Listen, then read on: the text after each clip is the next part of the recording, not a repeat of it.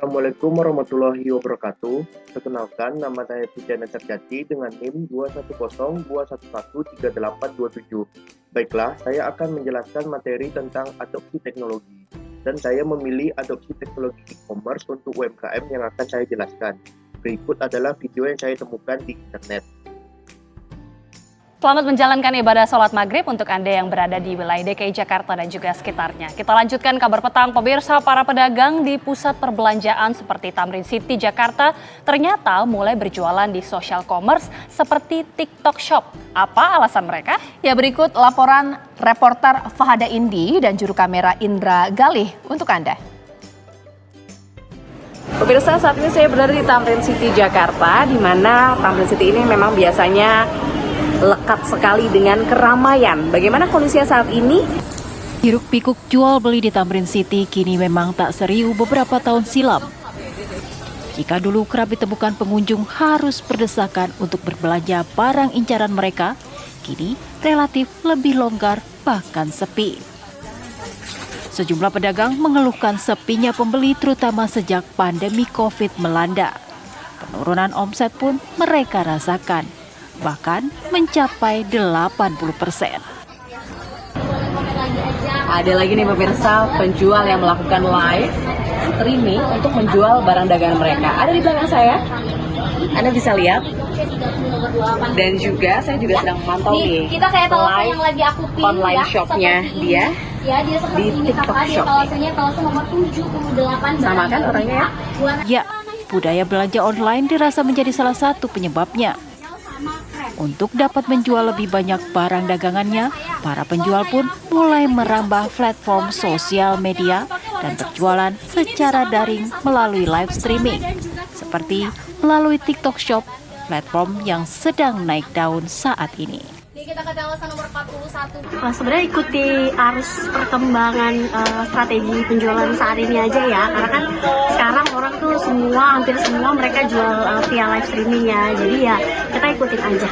Ada jadwal live streamingnya nggak sih? Jadwal kita alhamdulillah sekarang udah live streaming setiap hari, rutin setiap hari, dan untuk beberapa waktu kita juga ada schedule untuk live malam gitu. Jadi orang Jam berapa kira-kira? Kalau malamnya kita ada di sesi jam 7 sampai jam 10. Jadi kan ada beberapa orang yang siangnya mungkin nggak sempat nih kan untuk ikutan join live stream siang, malamnya mereka pasti ada waktu untuk lihat gitu.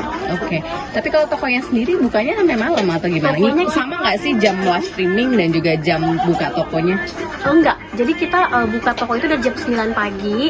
Untuk close-nya itu biasanya jam 6 ya, tapi kalau live streaming itu kita mulainya siang, antara jam 12 sampai kurang lebih setengah 5 sore itu. Jam live streaming kita di situ kurang lebih.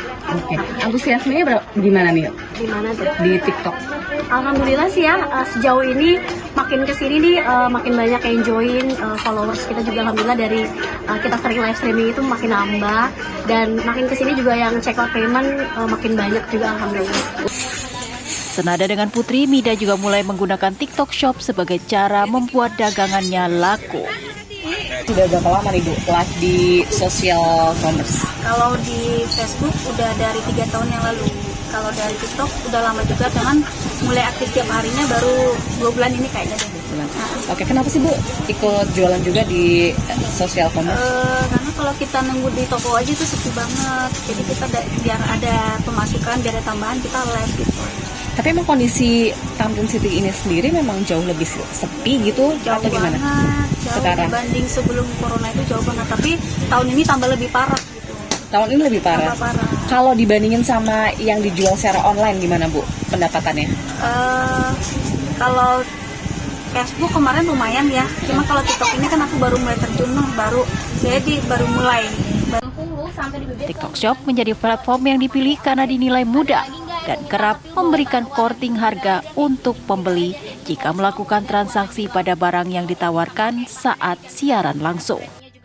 Ya, sekarang pemandangan seperti tripod dan ring light untuk kebutuhan live streaming dan karyawan-karyawan toko yang lihai menawarkan produk jualannya menjadi fenomena tak awam lagi di pusat perbelanjaan seperti Tamrin City. Dari Jakarta, Fahada Indi, Indra Galih, TV One mengabarkan.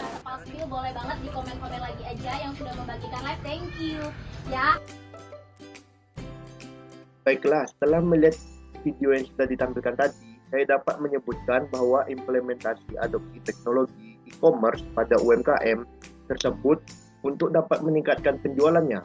Jadi para pelanggan tidak perlu berusaha payah untuk pergi ke pasar dan mencari barang tersebut, tetapi hanya dengan diam diri di rumah dan melalui HP para pelanggan dapat memesan barang yang mereka inginkan, dan hal tersebut dapat memudahkan penjual dalam memperoleh keuntungan dan pelanggan dalam kemudahan mendapatkan barang tanpa perlu pergi ke toko barang tersebut. Berikut adalah beberapa strategi teknologi e-commerce yang dapat membantu UMKM. Yang pertama, pilih platform e-commerce yang tepat. Pilih platform e-commerce yang sesuai dengan kebutuhan UMKM Anda. Platform seperti Shopee, Lazada, Tokopedia, Bukalapak, dan lain-lain. Yang kedua, manfaatkan media sosial. Gunakan media sosial untuk mempromosikan produk Anda. Platform tersebut bisa seperti Instagram, Facebook, TikTok, dan lain-lain. Yang ketiga, kemudahan pengembalian. Sediakan kebijakan pengembalian yang jelas dan mudah dipahami. Pengalaman pengembalian yang positif dapat meningkatkan kepercayaan pelanggan. Dengan menggabungkan strategi-strategi ini, UMKM dapat membangun kehadiran online yang kuat dan bersaing dengan sukses dalam pasar e-commerce di Indonesia. Baiklah, mungkin hanya ini dapat saya sampaikan mengenai materi adopsi teknologi ini. Lebih dan kurang mohon dimaafkan. Wabillahi taufiq wal hidayah. Wassalamualaikum warahmatullahi wabarakatuh.